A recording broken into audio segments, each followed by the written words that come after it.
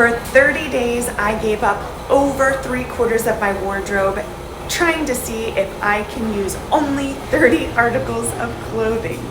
Wish me luck, we'll see how it goes.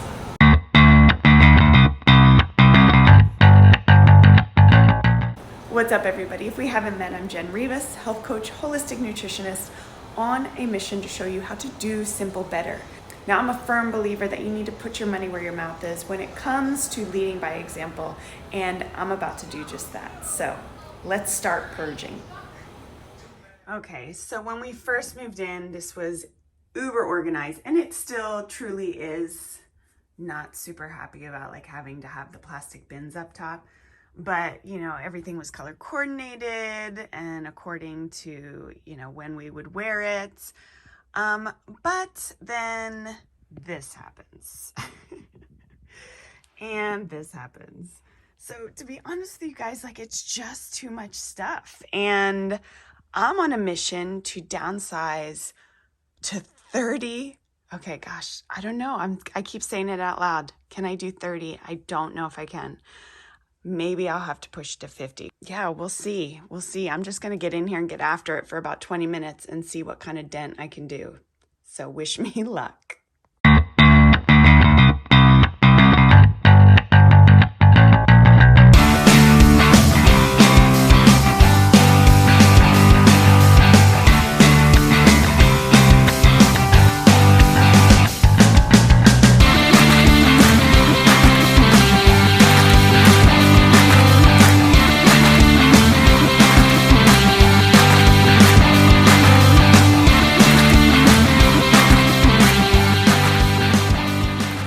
You guys, so it has been actually over a month since I started my 30 articles of clothing for 30-day challenge. I'm going to dive into my closet. Don't worry, this is not all of my clothes, but I'm going to show you really quickly what I picked out to wear for the 30 days and just some revelations I've had since I started. So let's get to it. I do want to point out that I'm not taking credit for my husband's closet or his side of the closet. He's done remarkably well, and I'd like to think I'm rubbing off on him, but he definitely still has over 50% of this closet. So these items right here on this just back rack here are what are the 30 articles that I chose for my 30 days. Now, I want to also mention all these clothes over here are ones that I wasn't ready to part with, but I wanted to keep off to the side because they weren't items that I knew I needed to wear. I also want to mention that all of these items here, along with a bunch of stuff that I pulled out of my drawers, all went to donation. I actually had 2 boxes thinking I was going to keep one for about 30 to 60 days to see if I missed anything, and I just ended up giving it all away. I just went for it, so there's no turning back. One other thing I want to mention, I did have someone ask me, do you keep any of your clothes in drawers? And truthfully, I really don't, unless it's pajamas, underwear, bathing suits, because for me, I love to see my clothes. I'm just one of those visual people. So anyway, one other thing, we live in Florida, guys. So it is the month of March. It has been warm consistently, so you will not see too much winter stuff. You notice a lot of tank tops here. So that being said, I have just like a really warm, kind of a little bit more on the, it's not super dressy, but you can dress it up or down, as well as this plain black cardigan. So 2 cardigans. I have my denim jean jacket. I've got 2 very comfy sweatshirts. You can tell I do a lot of leisure wear. I've got my denim button down, and I'm a big fan of jumpers. So I've got basically my 3 jumpers. Here's my basic black one that I love, and I love that you can, again, dress it up or down, you know, as long as you're changing out what you're layering it with. It looks like a different outfit every time. And then, believe it or not, for you jean lovers out there, I got by on basically 3 pairs of denim jeans and then 1 pair of white jeans for a like dressier day. I honestly think I only wore my white ones like once or twice to church one time, and I'm not sure the other day. A couple pair of comfy leggings. I did want to stick with at least 1 basic black because, you know, again, it's easy to pair. but I do love my wild, comfy leggings. And then from there on out, it's just a bunch of tank tops, comfy t-shirts. I got my basic black and white in here, and some other, I don't know, just comfortable shirts that, again, I feel like if you're accessorizing or if you're wearing one of the blazers or cardigans over it, you can dress it up or down. And I mean, I've got more shoes. I've downsized a ton, but I also use my shoes to sort of accessorize. I did not count them in my 30, but that might be my next challenge. Okay guys, so I just wanted to sit down with you and share 5 lessons that I have truly learned this last month that have blown my mind. And I'm gonna be completely honest with you. When I took this challenge on, I did let a few friends know, close friends, but I was not really making this public because I did not have the faith in myself that I was even going to be able to make it through. So the fact that I made it through, I went past the 30 days, and some of these things I'm about to share with you, I'm like ready for more. So 5 lessons that I've learned in doing simple better and minimizing my wardrobe is: number 1, it cleared up so much mental space for me. Now, I don't know if you've heard, but like people like Mark Zuckerberg or Bill Gates, you know, these people that make billions of dollars and have so much, you know, so many decisions to make during their day, they wear the same thing almost every single day. I think Steve Jobs was another one. He was notorious for, what was it, like the black turtleneck and the jeans. My point being, like, when you have one less decision to make in the morning, when you are much more limited in your choices, then it's an easier mental load. That's all. I don't even know how else to explain it. Or maybe another good metaphor is if you sit down at a Denny's, right? And they've got like 40 pages of menu items, and it's so overwhelming, you don't know what to choose. Whereas if you sit down at, let's say, one of those trendy posh places and it's just like a 1 sheet of paper with like 8 items, my gosh, how much easier is it to choose something that you like? So that is my lesson number 1, cleared my mental space for other things. Number 2, I saved so much time. Not only did it clear my mental space, but it actually cleared a lot of time that I was using trying to decide what to wear or try on different things.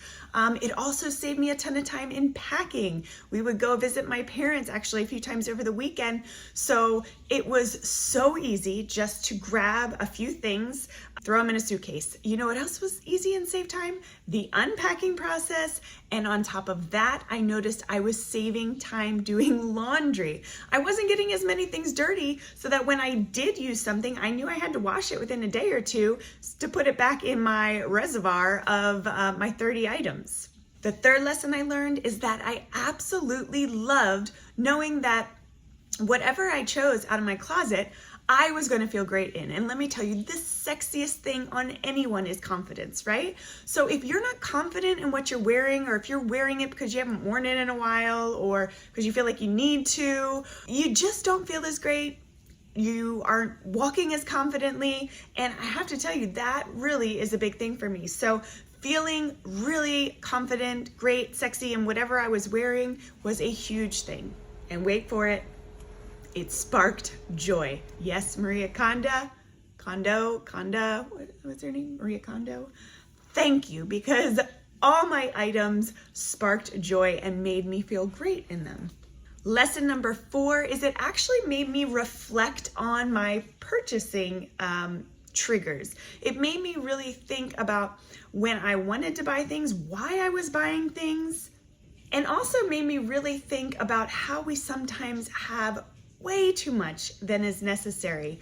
I don't know about you, but sometimes it's so overwhelming. Again, kind of going back to that Denny's menu, right? When you're looking at all these options in your closet, it becomes so overwhelming that all of a sudden your brain starts playing tricks on you and telling you that you have nothing to wear, when in fact it's quite the opposite. But we're overwhelmed, we say we've got nothing to wear, so obviously we have to go buy something, right?